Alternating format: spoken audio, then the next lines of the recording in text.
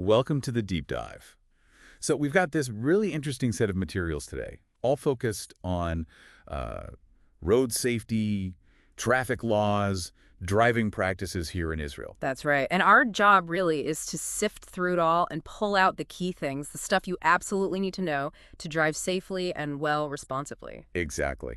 And maybe understand why some rules are the way they are. And just to start with something maybe a bit surprising, did you know that in Israel, if a police officer tells you to do something, you follow that instruction? Over traffic lights, over signs. Over everything. It's a clear priority. The human instruction on the spot takes precedence. It's quite logical when you think about it. Okay, interesting. So let's dig into the basics then. These sources really hammer home that everyone on the road needs to know the laws and follow them. Seems obvious, but yeah, it's the foundation. And having the right license for your vehicle type, Class B for a standard car, that covers you up to 3,500 kilograms. And crucially, never driving if you're not feeling well, physically or mentally. Your condition affects everyone. Absolutely. Now, communication on the road, the materials really stress signaling every lane change. Every single one. Until it's done. Yep, until it's fully completed. It just makes things predictable, prevents nasty surprises, and staying right.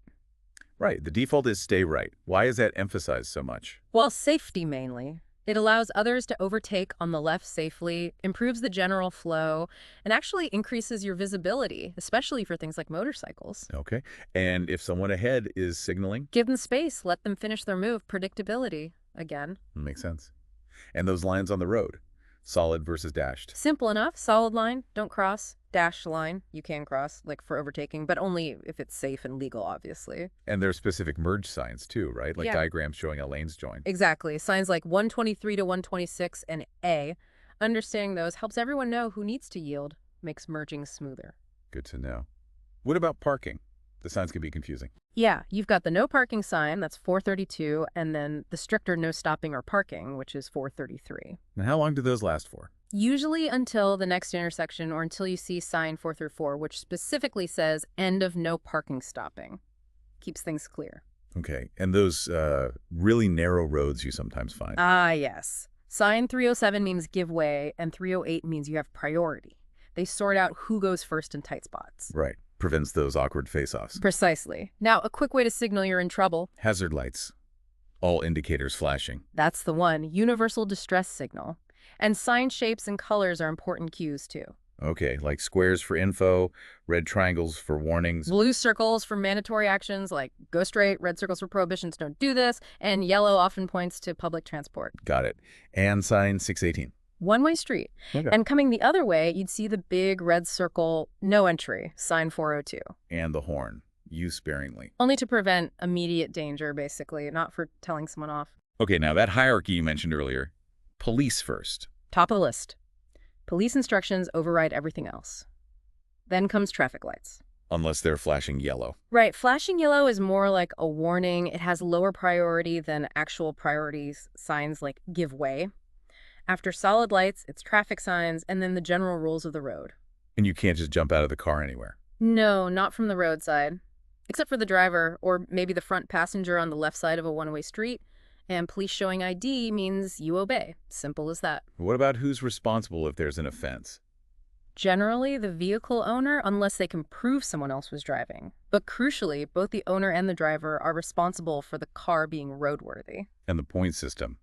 How long do points last? 2 years for drivers, up to 20 points accumulation can trigger consequences. Okay, let's talk safe driving principles. Visibility. See and be seen. Basic stuff, but vital. Then there's comprehensive awareness. Constantly scanning, know what's happening all around you. Exactly. And understanding differences, recognizing other drivers might have limitations. Anticipation and doubt is key too. Meaning, don't assume what others will do. Never assume. Be skeptical almost. Then safety margin, keep your distance, time, space.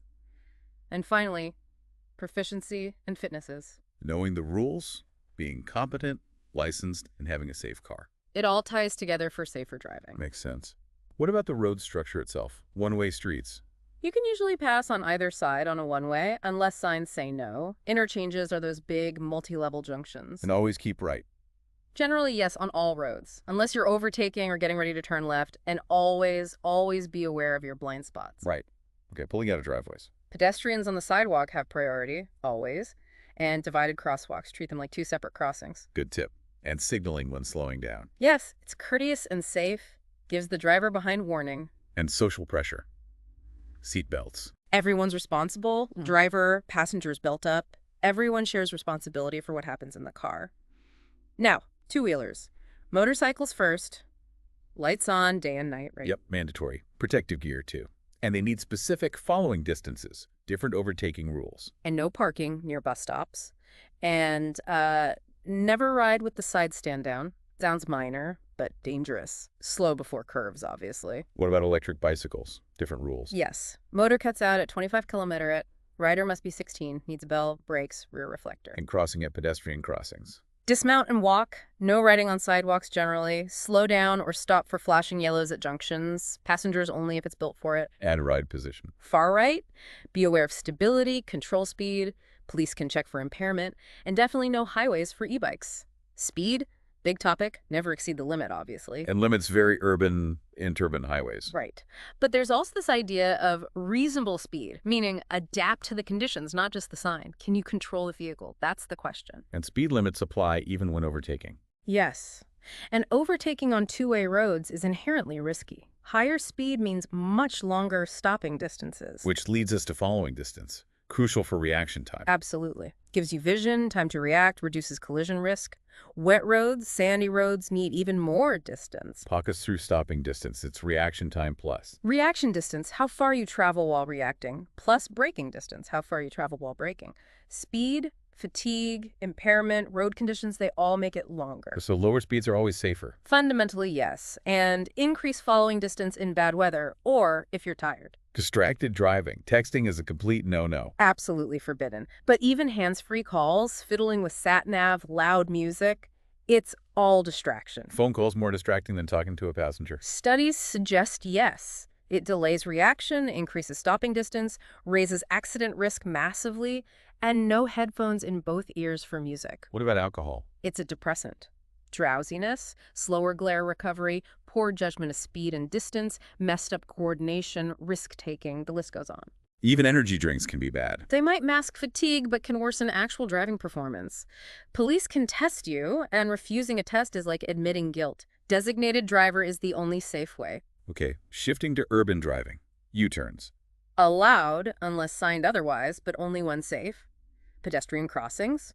No stopping on them or 12 meters before.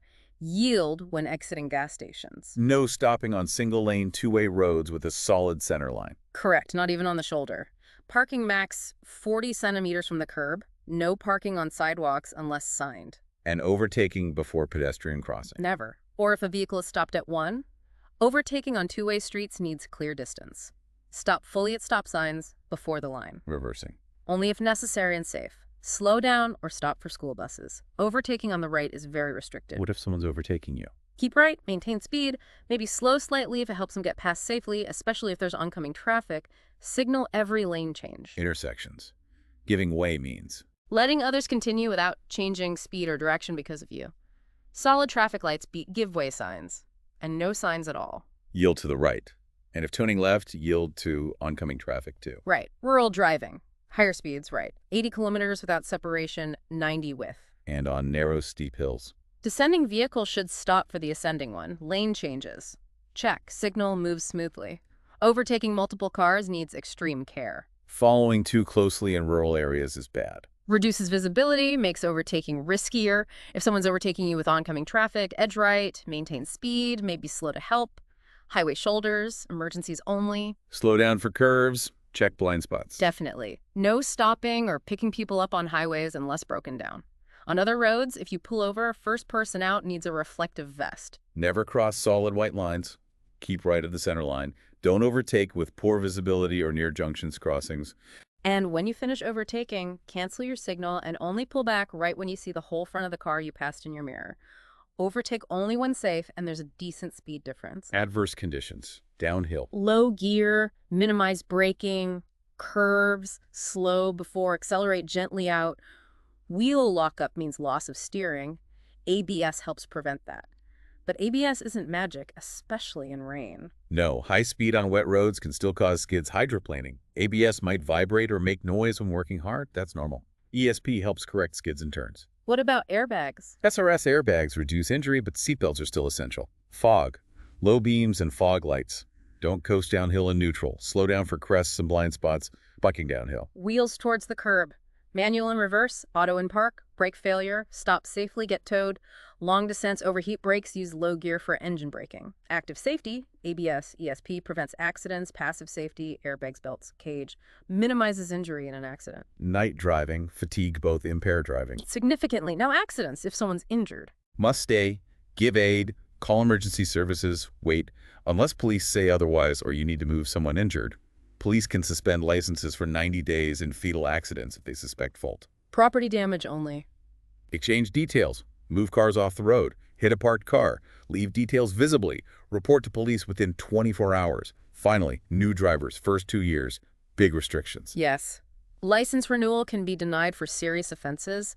Illegal overtaking, ignoring lights or right-of-way, speeding, DUI, driving without an escort if needed, causing injury. Speeding can mean a retest. And another 2 years as a new driver. Young new drivers under 24 get a 6-month permit, need an escort for 3 months full-time, then 3 months at night, and passenger limits. Under 21s can't carry more than 2 passengers besides the escort. The escort needs specific age and experience requirements too. Okay, so wrapping up, key takeaways are that hierarchy of rules, police first, always anticipating risks, keeping safe distances, knowing your limits. And your vehicle's limits, plus all the specific rules for different vehicles and conditions we've touched on. It's a lot, but it's all about safety. Absolutely. So here's a final thought to leave you with. How might your driving change if you really internalize that principle of doubt and skepticism? If you genuinely didn't assume other drivers would always do the right thing? Yeah, what small adjustments could you make based on all this to be a more proactive, maybe a more defensive, and ultimately a safer driver on the road? Something to think about.